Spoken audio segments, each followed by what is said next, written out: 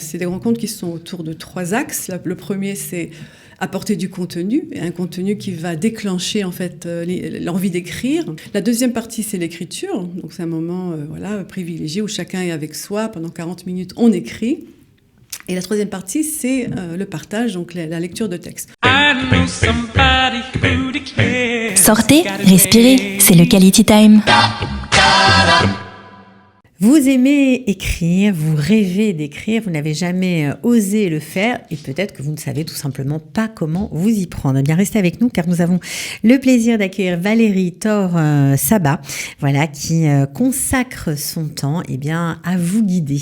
Des rencontres d'écriture, non pas des ateliers, c'est comme ça qu'elle les appelle. On est ravis de l'accueillir. Valérie Thor, bonjour.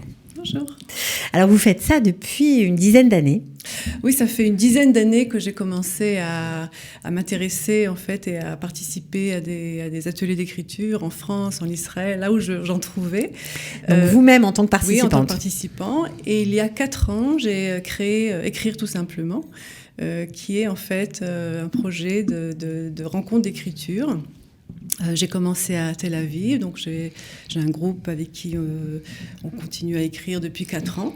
Ok, ça a commencé comme ça. Ça a commencé comme ça, voilà. Et il a grandi petit à petit et il dure depuis 4 ans, ce qui est déjà c'est magnifique. Et récemment, après avoir quitté mon travail, j'ai plus de temps, donc j'ai commencé à développer dans d'autres villes. Voilà, je suis à Ra'anana maintenant. J'ai ouvert un groupe à Ra'anana et bientôt à Jérusalem, à la librairie Au fil d'Ariane. Et voilà, dans les locaux de Qualita, j'en profite pour redonner l'adresse. Rekhov Hagan, numéro 10. Voilà, je crois que ce sera le mardi de 14h à 16h30. Voilà. Donc ça, c'est quand même une bonne nouvelle pour les Yerushalamites. Alors, Valérie, vous avez fait d'autres choses dans votre vie. Comment vous en êtes arrivée à l'écriture ? Je crois que vous avez fait du marketing pendant longtemps. Oui, en fait, tout d'abord, pour l'écriture, c'est un amour qui m'accompagne depuis l'enfance. Mon père m'a initiée au plaisir de la langue française très très jeune et je lis depuis... j'ai toujours aimé lire, j'ai toujours aimé écrire depuis toute petite. Mais j'ai jamais pensé en faire quelque chose de professionnel. Voilà, j'ai fait des études scientifiques.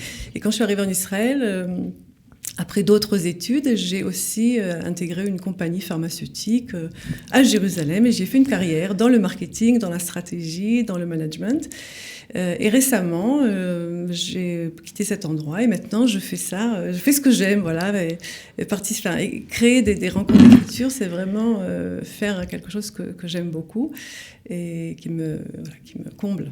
Alors justement, vous appelez ça des rencontres d'écriture, alors que d'autres appellent ça des ateliers d'écriture. Pourquoi ? Alors déjà, c'est une bonne question et déjà, vous savez, en marketing, il faut faire le branding, c'est-à-dire se différencier un petit peu.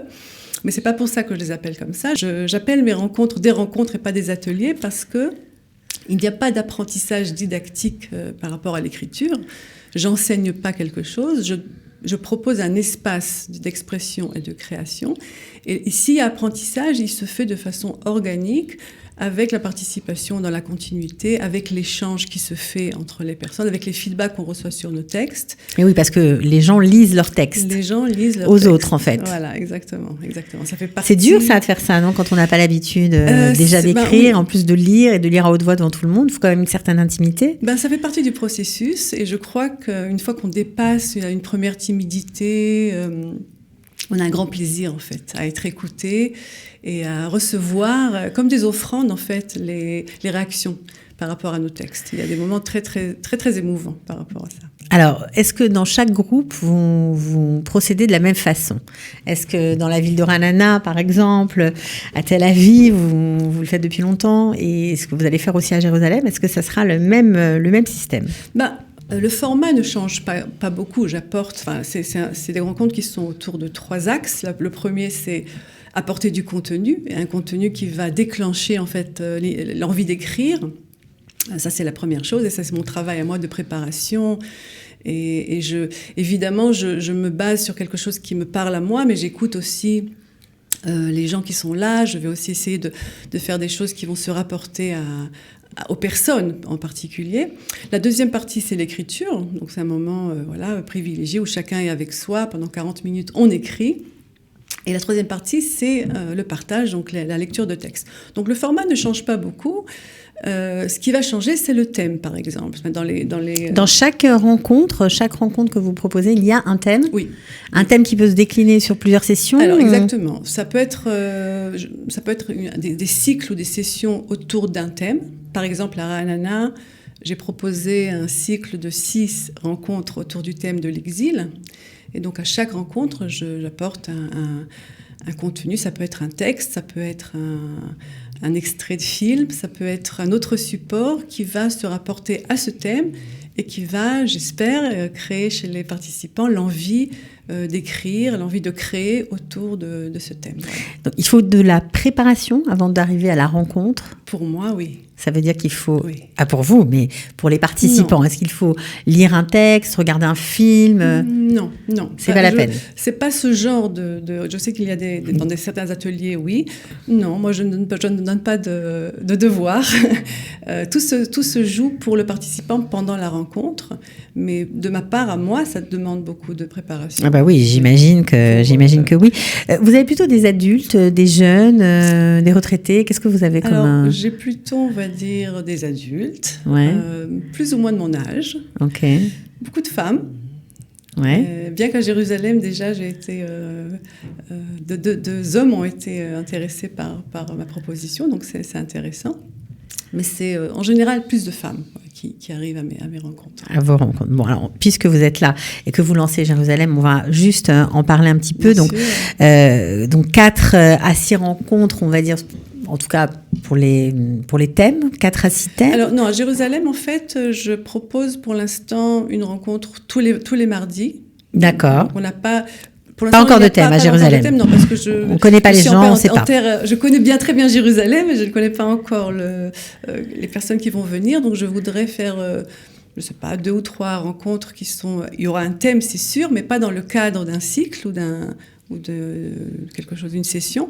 Et puis, j'espère que s'il y a un intérêt, s'il se forme un groupe qui a envie de continuer à écrire, d'approfondir, alors à ce moment-là, oui, je proposerai un cycle, je proposerai un thème. Donc, ça se passera, on a dit, tous les mardis de 14h à 16h30, quand même 2h30, pas mal. Oui, ça passe très vite. Ça passe vite, j'imagine. Donc, c'est pour s'inscrire, on fait quoi? On passe par le fil d'Ariane? Non, c'est directement à moi. Mais je voudrais juste dire un mot sur le fil d'Ariane. Bien sûr, on va en parler tout de suite. D'accord. Alors oui, on s'adresse à moi directement. Dans mes annonces, j'ai mis des annonces sur Facebook, évidemment. À Kalita, j'ai mis une annonce aussi. Donc on vous contacte sur votre page Facebook, on vous appelle, on fait comment? On peut faire sur ma page Facebook, on peut faire sur mon téléphone. Allez-y, vous pouvez donner le numéro.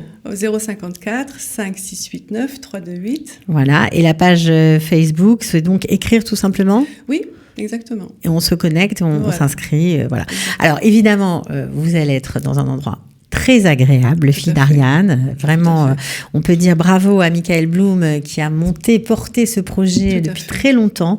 Et là, on voit que ça prend forme vraiment. Les gens viennent et se délectent de ces livres. Voilà, des livres d'occasion en fait, mais qui sont souvent comme neufs et à un prix beaucoup plus abordable. Et puis moi, j'ai été séduite par en fait cette démarche de conserver les livres et de permettre à beaucoup de gens de les lire et de pas s'en débarrasser. De leur donner une autre vie, c'est quelque chose de formidable de mon point de vue. Donc j'ai tout de suite été séduite par cette démarche et par l'endroit qui se prête magnifiquement à des rencontres d'écriture. Voilà, j'espère qu'il y aura... Entouré de livres. Oui, c'est une petite pièce, il y a des livres partout, voilà, partout, vraiment. En tout cas, on vous souhaite de réussir. On espère que le public de Jérusalem sera sensible à votre initiative, à votre projet, parce que c'est vrai qu'on écrit beaucoup à Jérusalem. Je suis sûre qu'il y aura plein de gens qui viendront, des gens très différents, très riches. En général, c'est toujours comme ça dans cette ville. On est souvent surpris par les gens et la qualité des gens qu'on rencontre. En tout cas, on vous souhaite Betzlacha, bonne chance, voilà, pour le projet. Et puis, vous revenez quand vous voulez, évidemment, nous donner des nouvelles. D'accord. Voilà. Je vous remercie beaucoup. Je vous en prie, à bientôt. Sortez, respirez, c'est le Quality Time.